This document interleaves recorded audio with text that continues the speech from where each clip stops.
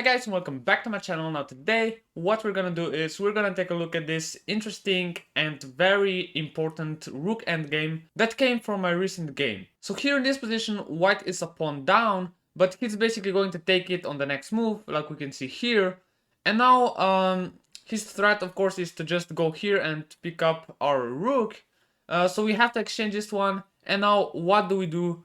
Of course, we don't castle or anything like this because this is an endgame and there's no need to castle, you know? We can just have our king here in the center because the king in the center can do a lot of things, can move around, can help the pawns quicker, you know, to come to the promotion square or something like this.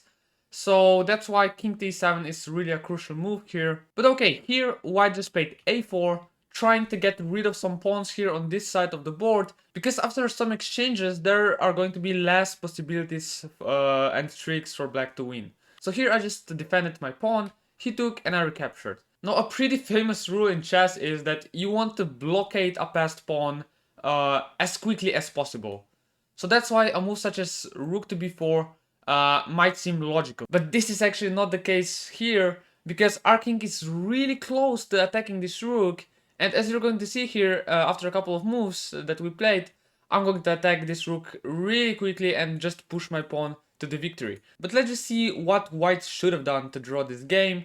And he basically should have played king to f1. Now it seems that he's going to just let my pawn go here, but the point is that if I start pushing this pawn, he's just going to come closer, and now he's going to defend the pawn. And of course, white's king is now closer to the center, closer to this pawn, so it's going to be easier for him to, you know, just take it or stay in the game. And if I try to keep pushing this pawn, well, he's going to defend this, and now after I come closer with my king, he's also going to come closer with his king. And this is going to be a draw here, because we can't come closer. If we tried something like rook to b3 check, he's just going to move here, attack the rook, and now we're winning this pawn, and this is an easy draw here for white.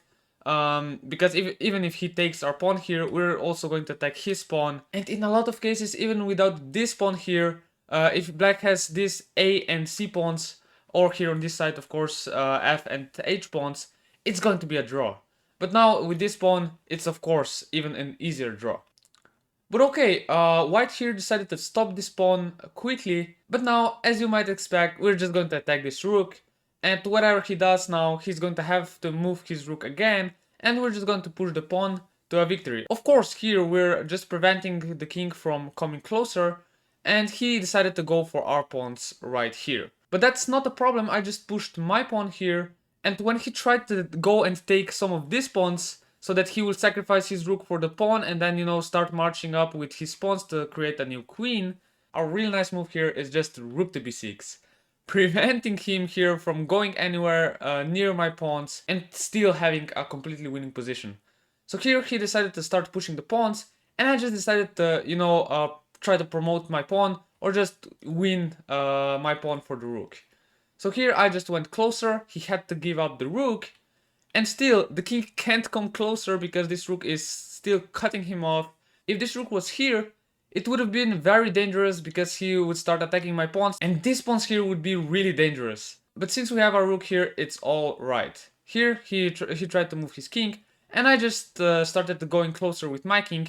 He basically doesn't have time to do anything here because we're just too close with our king, and he doesn't have any play.